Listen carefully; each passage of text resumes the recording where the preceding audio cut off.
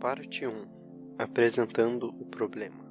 A maior parte do mundo civilizado hoje é composta por cidades de diversos tamanhos e graus de desenvolvimento. Você, telespectador, provavelmente nasceu no ambiente urbano e acredita que viajar para o interior é algo relacionado a férias ou lazer, sem saber, porém, os benefícios de uma vida simplista, longe das grandes cidades. Em meio às jornadas de trabalho e correria estudantil, quando foi a última vez que você prestou atenção no canto dos pássaros? Quando foi a última vez que você pisou na grama, respirou um ar puro, viu um céu estrelado? Quantas vezes você deixou de lado seu lazer em prol dos afazeres sem questionar a real necessidade deles? Você realmente acha que está confortável? Esmagado entre os pilares de concreto tapando sua visão em uma poluição sonora que te impede de pensar? Você realmente acha que vive bem, ou seu cérebro se acostumou com seu estado exaustivo, como uma propaganda te dizendo que tudo está ordenado em meio ao caos doentio? Seu sentimento, a fatiga de estar preso num espaço incapacitante e repressor, te limitando para que não possa mais pensar. Não possa ter noção de que, acima de tudo, tua liberdade como homem é privada de ti mesmo?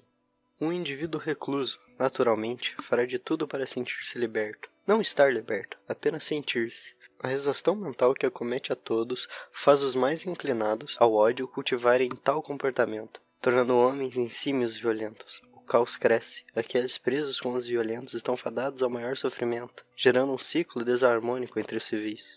A doença, os fracos acomete. Todos consomem veneno como alimento, tomam remédios pacificadores e mantêm os homens conformados em sua situação demoníaca, vivendo dia após dia sem mudar nada.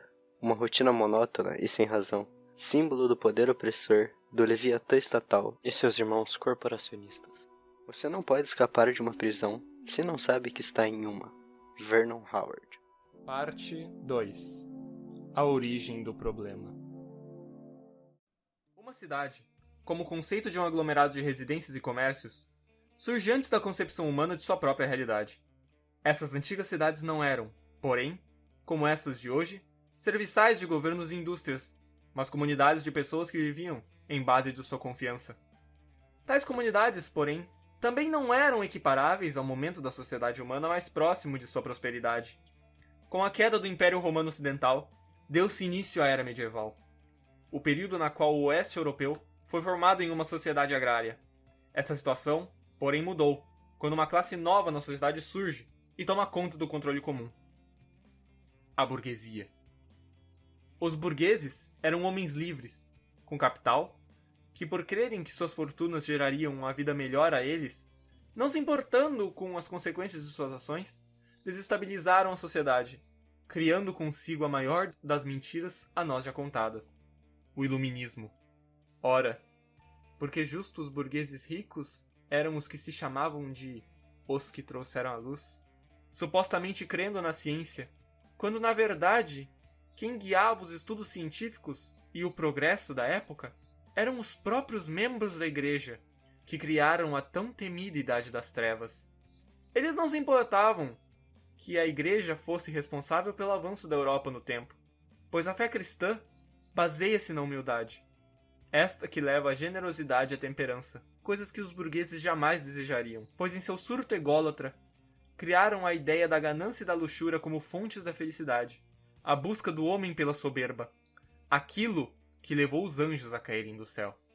Tendo os burgueses controle do capital, era para eles vantajoso que as cidades voltassem ao poder, mas não como antigas baseadas na confiança, e sim como um ambiente caótico de ambição.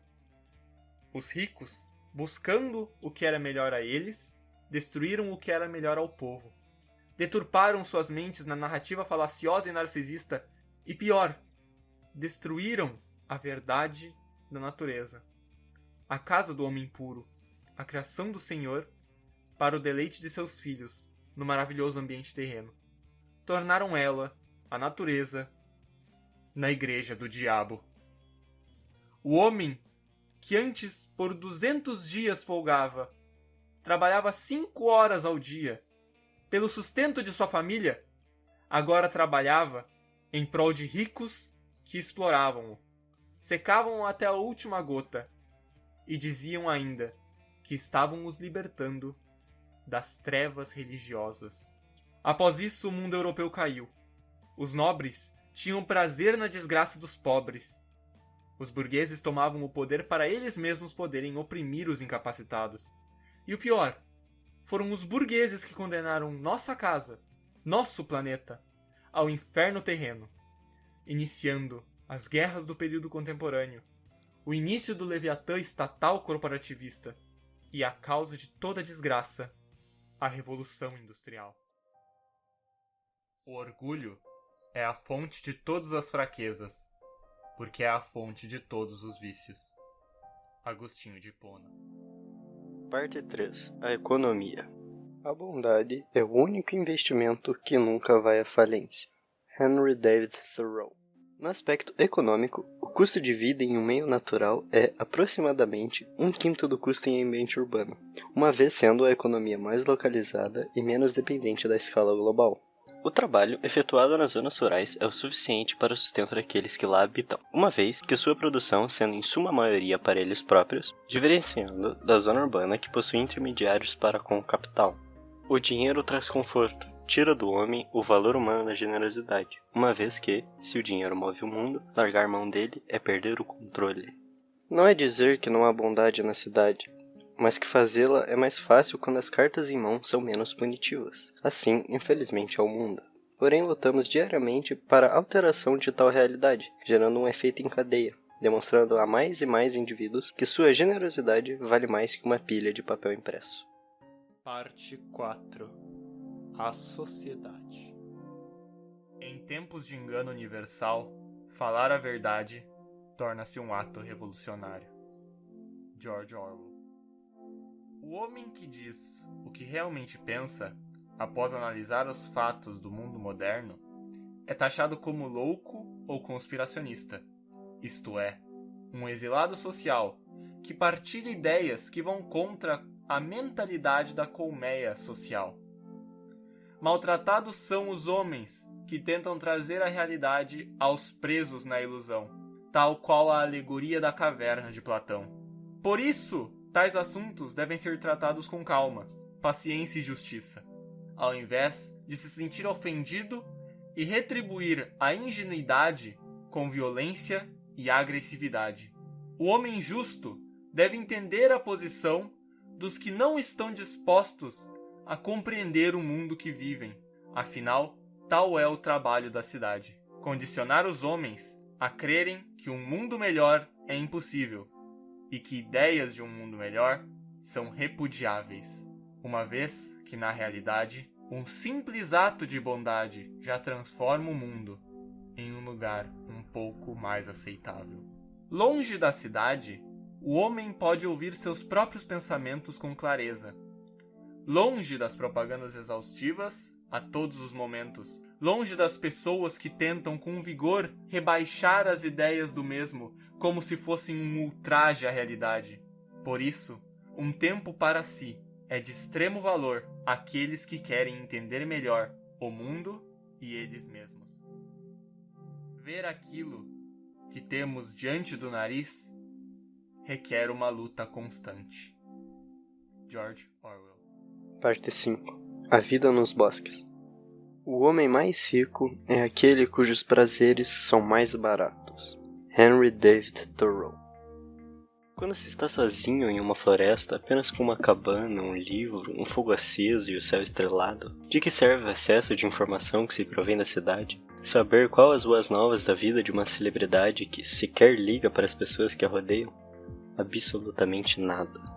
Os prazeres desse homem se revolvem ao bem-estar dele e daqueles que lhe são próximos. Suas preocupações correm neste mesmo fio, ao invés de precisar exercer uma força mental que o destrói apenas para completar uma ação inútil para pessoas que não se importam com ele. Este homem vai plantar seu próprio trabalho e colher sua própria felicidade, sem mesmo precisar pagar montes exorbitantes de dinheiro apenas para ter acesso às coisas que um assalariado comum, que vive em uma grande cidade e luta todos os dias para ter, apenas porque não sabe que ao seu redor ele tem tudo o que precisa para ser feliz. Parte 6. Desenvolvendo a solução. O primeiro passo é a pesquisa. Sim, parece inusitado e não é como a crença popular ensina. Mas a melhor forma de começar a viver longe do ambiente opressor urbano é estudando a sua contraparte, o Pacífico Rural. Pesquise sobre a vida no campo. Como funciona a economia e sociabilidade no interior. Como é viver em um local sem os serviços exagerados que inflam o sentido laboral de forma artificial. Busque treinar. Pratique caminhadas e, se tiver acesso a uma área como jardim ou pátio, plante. Uma hortinha já lhe ajudará muito a manter o seu capital um pouco mais estável. Use então esse capital não para comprar suas drogas, não limitadas ao meio farmacêutico. Guarde-o e compre ferramentas, livros, roupas artesanais. Tudo que lhe ajude a se manter longe do ambiente urbano, mas sem ser prejudicial para ti. O senso de urgência é artificialmente imposto na pressa de viver na cidade. Uma ilusão que te faz pensar que não tem tempo. Relaxe quanto aos preparos. Não seja ansioso e abrupto, mas se prepare devidamente. Faça algumas trilhas, busque momentos de solidão positiva, não porém se isolando dos que lhe fazem bem. Apenas lembre que a maioria está acostumada e não deixaria o lazer urbano, ainda que seja sufocante. Se você não for próximo desse sobrevivencialismo, cultive um hábito de leitura, um contato com a natureza. Sabemos que a civilização é tentadora, mas ela também é inimiga do seu bem-estar. A maioria dos homens vive uma existência de tranquilo desespero. Henry David Thoreau. Parte 7. Final. A parte mais importante disso é você, suas ações, suas decisões. Não viva a vida que a sociedade quer para você. Viva a vida que você realmente quer viver pela sua própria felicidade. Pode parecer impossível, ou você pode achar que não consegue. Você estaria se subestimando. A força humana excede qualquer avaria. O espírito do homem é indomável. Não deixe que o governo controle sua vida, nem que a sociedade molde seu jeito de pensar. Dito isso, muito obrigado por assistir ou ouvir. Planejamos fazer mais vídeos no futuro. A felicidade só é verdadeira se for compartilhada. Christopher, Alexander Supertramp, McCandless.